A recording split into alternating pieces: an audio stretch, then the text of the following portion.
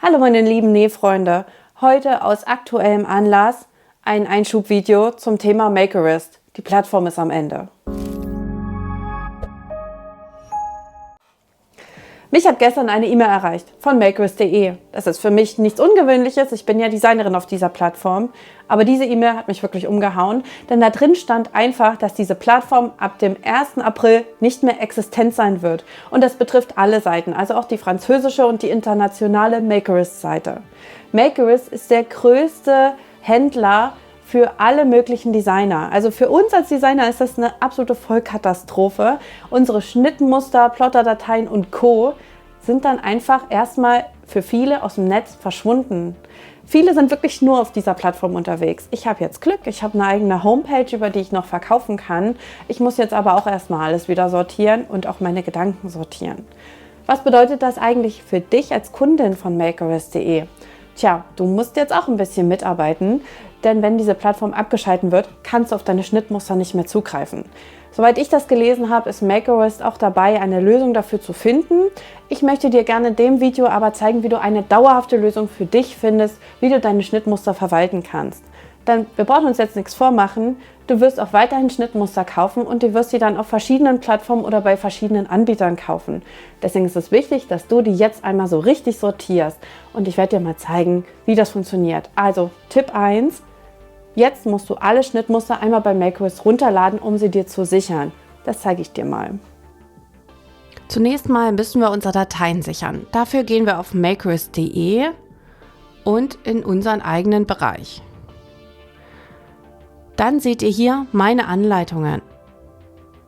Und da seht ihr, welche Anleitungen ihr gekauft habt und welche zum Download bereitstehen. Bei mir ist das richtig viel. Und diese Anleitung möchte ich mir jetzt natürlich sichern, dafür habe ich ja auch bezahlt. Und deswegen nehme ich mir jetzt hier einmal diese Anleitung vor und gehe zum Download. Ihr habt jetzt bei Makerist immer zwei Varianten. Also einmal gibt es die ZIP-Datei zum Runterladen. Das ist das Schnittmuster an sich, beziehungsweise auch die Beamer-Datei. Und dann habt ihr das E-Book. Das könnt ihr auch herunterladen. Ich habe nämlich oft gelesen, dass Leute dachten, das funktioniert nicht. In dem Fall ist es jetzt automatisch hier geöffnet. Wenn ihr euch die PDF aufruft, erscheint bei manchen unten direkt die Funktion, dass ihr das jetzt runterladen könnt. Das ist immer so ein Pfeil. Oder bei mir ist es hier unter Ablage und als PDF exportieren. Und schon habe ich meine Anleitung in PDF. Ihr könnt aber auch alternativ mal schauen, was hier in diesen Menüleisten so bei eurem Browser ist, falls ihr nicht den Safari-Browser benutzt. Und wenn ich dann schon einen Ordner angelegt habe, dann kann ich mir jetzt hier auch noch die ZIP-Datei runterladen. Bei mir geht die immer automatisch in den Download-Ordner. Ich würde euch aber empfehlen, wenn ihr die Schnittmuster einzeln runterladet, dass ihr immer dann direkt in den Download-Ordner geht und die beiden Dateien wieder zusammenfügt in einem Ordner, sonst kommt ihr durcheinander. Und das macht ihr jetzt einmal mit allen Anleitungen. Wenn du jetzt einmal alle Schnittmuster runtergeladen hast, dann hast du ein absolutes Kauderwelsch in deinem Download-Ordner und musst jetzt erstmal anfangen zu sortieren.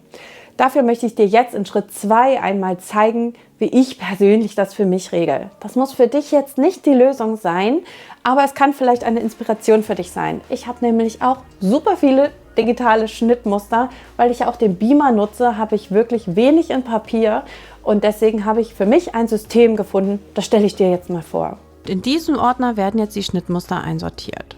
Also den öffne ich mir und meine persönliche Ordnung wäre dann so, dass ich jetzt hier drin wieder Ordner erstelle. Also ein neuer Ordner und den nenne ich dann, weil ich weiß ja, der Überordner Schnittmuster, hier sind nur Schnittmuster drin, Damen, dann kommt der nächste Ordner, Kinder, da würde ich auch Baby mit reinzählen zum Beispiel. Da könnte man nochmal einen Baby-Unterordner dann machen. Ich habe jetzt hier meine persönliche Ordnung und habe jetzt zum Beispiel bei Kindern, da erstelle ich wieder neue Ordner. Zum Beispiel habe ich jetzt Schnittmuster für Hosen. Da könnt ihr auch nochmal unterteilen in Leggings oder lässiger Schnitt und so weiter, wenn ihr wirklich viele habt. Im Ordner Kinder, Oberteile, habe ich dann nochmal Kurzarm und Langarm. Und dann Also ich werde euch jetzt nicht alle zeigen können, die ich jetzt erstelle, aber so ungefähr müsst ihr euch das vorstellen. Da könnt ihr noch Unterwäsche und Pyjamas und so weiter hinzufügen. Jetzt öffne ich mir meinen Ordner mit den Schnittmustern, die ich mir runtergeladen habe und habe dann hier verschiedene Dateien. Und die sortiere ich jetzt einfach hier ein. Zum Beispiel habe ich hier von Liebstes, es sind jetzt 2 Dateien zu einem, die markiere ich mir jetzt beide und erstelle mir dann hier, oh jetzt habe ich keine Bodies dabei, das wäre jetzt ein Body. Da stecken wir jetzt einfach mal beispielhaft in Kleider und haben jetzt hier in diesem Kleiderordner eben diesen Wickelbody drin. Ne? Dann mache ich mir den Ordner und nenne den jetzt einfach mal so, dass ich ihn wiederfinde. Und das ist jetzt einmal das Schnittmuster und die Anleitung. Das würde ich immer in einen Ordner tun, weil ihr sonst wirklich den Überblick verliert. Übrigens war das Thema Speicherplatz in den Social-Media-Plattformen ein großes Problem für viele. Ich sehe das eigentlich nicht so.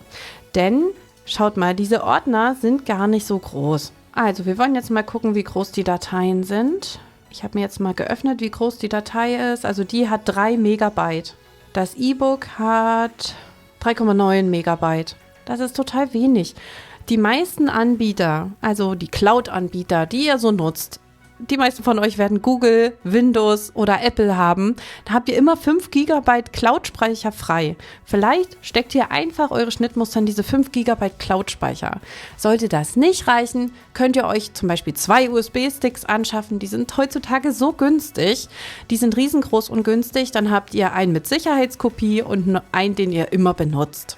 Ich habe noch eine kleine Ergänzung dazu. Wenn du überhaupt nicht weißt, wie du deine Schnittmuster unterteilen sollst, dann schau doch mal in deinem Lieblings-Online-Shop für Bekleidung vorbei. Als gutes Beispiel kann ich jetzt hier otto.de nennen. Dort siehst du unterteilt Bekleidung, Oberbekleidung, Blusen, Shirts, Pullover und so weiter. Vielleicht kann dir das helfen beim Sortieren deiner Schnittmuster. Lass dich einfach mal inspirieren und schau mal in deinen Lieblings-Online-Shops vorbei.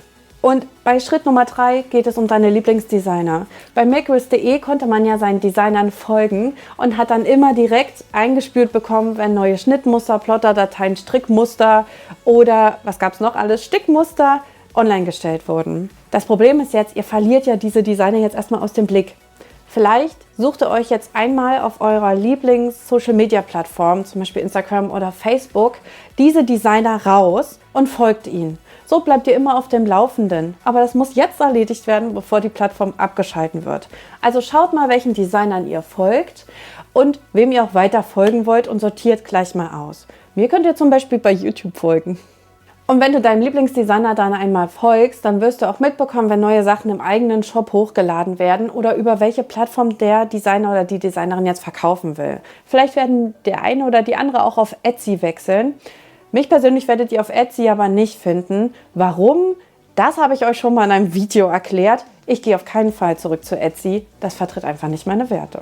Im Hintergrund laufen jetzt auch schon andere Sachen ab. Makerist selbst versucht natürlich auch nochmal den Konsumenten, aber auch den Designern zu helfen und nochmal vielleicht gebündelte Downloads anzubieten. Das wird uns jetzt die Zukunft zeigen, wie das Ganze jetzt weitergeht und wie wir es zum Ende bringen können. In Punkt 4 wird es jetzt einmal so richtig persönlich. Ich spreche über meine Erfahrungen mit Makerist und meine Vermutung, das sind jetzt meine ganz privaten Vermutungen, warum diese Plattform nicht weiter existieren kann. Also ich sag mal so, ich bin noch nicht so lange Designerin auf Makerist. Die Seite gab es jetzt 10 Jahre, das heißt, diese Seite hat auch viele Shops aufgebaut. Wir haben in letzter Zeit festgestellt, dass viele DIY-Shops, aber auch Stoffshops oder Zubehörshops um Hilfe gefragt haben, weil es nicht mehr funktioniert. Ich glaube, die Corona-Zeit hat viele Umsätze gebracht und jetzt gehen sie gerade ziemlich zurück. Wir haben das an verschiedenen Shops gerade gesehen, gerade in Social Media wurde oft um Hilfe und Bestellungen gefragt, weil einfach gerade irgendwie ein Stopp in der Branche ist. Das ist schon mal ein Negativpunkt für Makerist. Das nächste ist, dass sich alle Shops, und das ist euch bestimmt schon aufgefallen, übertreffen wollen mit Rabatten. Makerist war da ganz weit vorne dabei. Da gab es fast jeden Monat eine 2-Euro-Aktion. Na, sagen wir mal, es gab auf jeden Fall jeden Monat eine Aktion, wo ihr Schnittmuster unter 3 Euro kaufen konntet. Wenn man jetzt mal bedenkt, dass nicht nur der Designer oder die Designerin daran fast nichts verdient hat, hat aber auch Makerist daran nicht wirklich was verdient. Also die Plattform behält von jedem Verkauf 65% ein und 35 Cent für die Zahlungsgebühr. Das heißt, ich als Designerin habe eigentlich über diese Plattform wirklich wenig Geld verdient. Aber Makerist an sich hat ja bei diesen Aktionen dann auch krass eingebüßt. Weil wie viel sind denn 65% von den 2 Euro, wenn man davon noch Mehrwertsteuer bezahlen muss und den Zahlungsanbieter?